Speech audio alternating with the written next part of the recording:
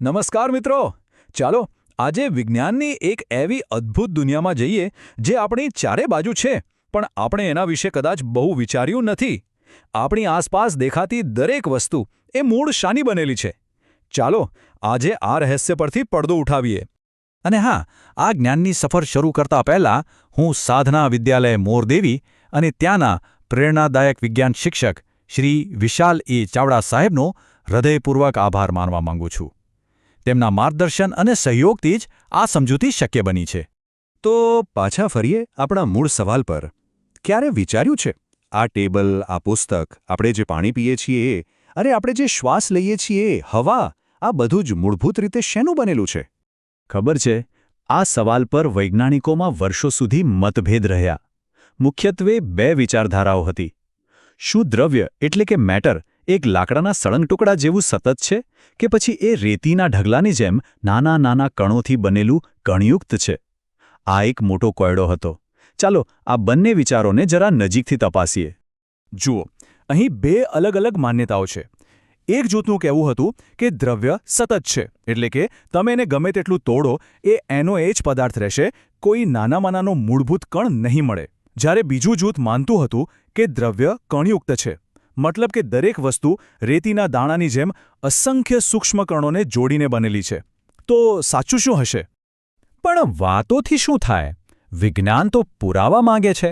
તો ચાલો આપણે જાતે જ એક બહુ જ સરળ પ્રયોગ કરીને આ સદીઓ જૂના રહસ્યનો તાગ મેળવીએ. તૈયાર છો?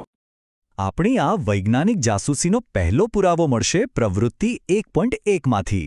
અને આનો સવાલ જ બહુ મજેદાર છે. આપણે જ્યારે પાણીમાં મીઠું ઓગાળીએ ત્યારે એ મીઠું અદૃશ્ય થઈને જાય છે ક્યાં? પ્રયોગ એકદમ સિમ્પલ છે, ઘરે પણ કરી શકાય. સૌથી પહેલાં એક કાચના બીકરમાં લગભગ અડધે સુધી પાણી લો. બરાબર? હવે પાણીની સપાટી જ્યાં છે ત્યાં માર્કરથી એક નિશાન કરી દો. પછી એમાં 1 ચમચી મીઠું કે ખાંડ નાખો અને કાચના સળિયાથી બરાબર હલાવો જ્યાં સુધી એ પૂરેપૂરું ઓગળી ન જાય. અને છેલ્લે ધ્યાનથી જુઓ, શું પાણીનું સ્તર બદલાયું? અને અહીં જાદુ થાય છે. તમે જોશો કે મીઠું તો ગાયબ થઈ ગયું, પાણીમાં ભળી ગયું, પણ પાણીનું સ્તર તો આપણે જ્યાં નિશાન કર્યું હતું ને બસ ત્યાંનું ત્યાં જ છે. એ જરાક પણ ઉપર આવ્યું નથી. આ કેવી રીતે શક્ય બને? આપણે અંદર કંઈક ઉમેર્યું તો એની સપાટી વધવી જોઈએ ને, તો પછી એવું કેમ ન થયું? આનો જવાબ એક બહુ જ રસપ્રદ વૈજ્ઞાનિક ખ્યાલમાં છુપાયેલો છે, જેને કહેવાય છે આંતરઆણવીય અવકાશ. આનો સીધો સાદો અર્થ એ છે કે પાણીના જે કણો છે ને એ એકબીજા સાથે એકદમ ચીપકીને નથી હોતા. એમની વચ્ચે થોડી થોડી ખાલી જગ્યા હોય છે. એટલે જ્યારે આપણે મીઠું ઓગાળીએ ત્યારે મીઠાના કણો તૂટીને એટલા નાના થઈ જાય છે કે પાણીના કણોની વચ્ચે રહેલી ખાલી જગ્યામાં સરસ રીતે ગોઠવાઈ જાય છે.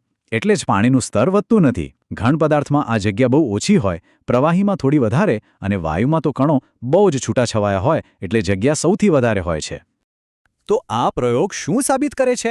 એકદમ સ્પષ્ટ કે દ્રવ્ય લાકડા જેવું સળંગ નથી, પણ એ નાના નાના કણોનું બનેલું છે. કારણ કે જો પાણી સળંગ હોત તો મીઠાને સમાવવા માટે વચ્ચે કોઈ જગ્યા જ ન હોત અને પાણીનું લેવલ તરત જ ઉપર આવી જાત. ખરું ને? તો પહેલો કોયડો ઉકેલાઈ ગયો. ઓકે, તો એ તો નક્કી થઈ ગયું કે દરેક વસ્તુ કણોની બનેલી છે.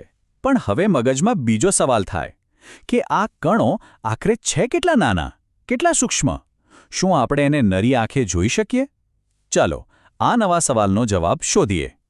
આ સવાલનો જવાબ શોધવા માટે હવે આપણે આપણા બીજા પુરાવા તરફ જઈશું, પ્રવૃત્તિ 1.2. અને આ પ્રવૃત્તિ આપણને બતાવશે કે આ કણોનું કદ આપણી કલ્પનાની પણ બહાર છે. સાચે જ અકલ્પનીય. આ પ્રયોગ માટે આપણે પોટેશિયમ પરમેંગેનેટ નામનો એક પદાર્થ વાપરીશું. એના ઘેરા જાંબલી રંગના નાના નાના દાણા હોય છે. આપણે શું કરીશું? ફક્ત 2-3 દાણા લઈને એને 100 મિલીલીટર પાણીમાં ઓગાળીશું. પાણી એકદમ ઘેરું જાંબલી થઈ જશે. હવે આ રંગીન પાણીમાંથી માત્ર 10 મિલીલીટર લઈને એને બીજા 90 મિલીલીટર ચોખ્ખા પાણીમાં નાખીશું. જુઓ, પાણી હજી પણ ગુલાબી છે. આ જ પ્રક્રિયા આપણે વારંવાર કરીશું. અને નવાઈની વાત એ છે કે 5-6 વાર આવું કર્યા પછી પણ પાણીમાં હળવો ગુલાબી રંગ તો રહે જ છે. આ અવલોકન પર જરા ધ્યાન આપો. આપણે દ્રાવણને સતત પાતળું કરતા જઈએ છીએ, છતાં તેનો રંગ સંપૂર્ણપણે જતો નથી. આ શું બતાવે છે? આનો એક જ અર્થ થાય કે પોટેશિયમ પરમેંગેનેટના પેલા શરૂઆતના એક નાનકડા દાણામાં 100-200 નહીં પણ લાખો જી હા, લાખોની સંખ્યામાં સૂક્ષ્મ કણો હશે અને દરેક વખતે પાણી ઉમેરતા એ કણો હજી વધુ નાના નાના કણોમાં વિભાજિત થઈને આખા પાણીમાં ફેલાતા જાય છે. આ બતાવે છે કે દ્રવ્યના કણો કેટલા અકલ્પનીય રીતે સૂક્ષ્મ હોય છે. વાહ! તો આ બે મજેદાર પ્રવૃત્તિઓ પછી આપણે કયા તારણ પર પહોંચ્યા? ચાલો અત્યાર સુધી આપણે જે પણ શીખ્યા એને ફટાફટ એકવાર યાદ કરી લઈએ. તો આપણી આજની સમજૂતીના બે મુખ્ય હીરો છે. પહેલો મુદ્દો, દ્રવ્ય સળંગ નથી પણ અત્યંત સૂક્ષ્મ કણોનું બનેલું છે. અને બીજો, એટલો જ મહત્વનો મુદ્દો, આ કણોની વચ્ચે ખાલી જગ્યા એટલે કે આંતરઆણવીય અવકાશ રહેલો હોય છે. પણ શું આ બધી વાતો ખાલી વિજ્ઞાનના પુસ્તકો કે પ્રયોગશાળા પૂરતી જ છે? ના, બિલકુલ નહીં. આ વિજ્ઞાન તો આપણી આસપાસ આપણા રસોડામાં પણ દરરોજ બને છે. ચાલો જોઈએ કેવી રીતે. ચાલો એક સિમ્પલ ઉદાહરણ લઈએ. જ્યારે આપણે લીંબુ શરબત બનાવીએ છીએ ત્યારે આપણે પાણીમાં ખાંડ નાખીને હલાવીએ છીએ. ખાંડ ક્યાં જાય છે? ગાયબ. હવે તમે જાણો છો કે એ ક્યાં જાય છે. ખાંડના સૂક્ષ્મ કણો તૂટીને પાણીના કણોની વચ્ચે રહેલી ખાલી જગ્યામાં પરફેક્ટલી સેટ થઈ જાય છે. આ જ તો છે આપણી આસપાસનું વિજ્ઞાન. તો આજે આપણે દ્રવ્યના સ્વભાવ વિશે બે મોટી વાતો જાણી. એક, તે કણોનું બનેલું છે અને બીજું, એ કણો વચ્ચે જગ્યા છે.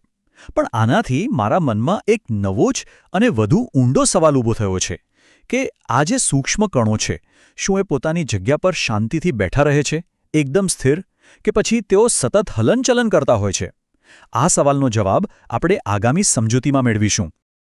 મને આશા છે કે દ્રવ્યના આ ભૌતિક સ્વભાવને સમજવાની આ સફરમાં તમને ખૂબ મજા આવી હશે. જો તમને આ વિડિયો ગમ્યો હોય અને તમે વિજ્ઞાનના આવા જ વધુ રહસ્યો ઉકેલવા માંગતા હો તો અમારી આ ચેનલને લાઇક, શેર અને સબસ્ક્રાઇબ કરવાનું ભૂલતા નહીં. ફરી મળીશું.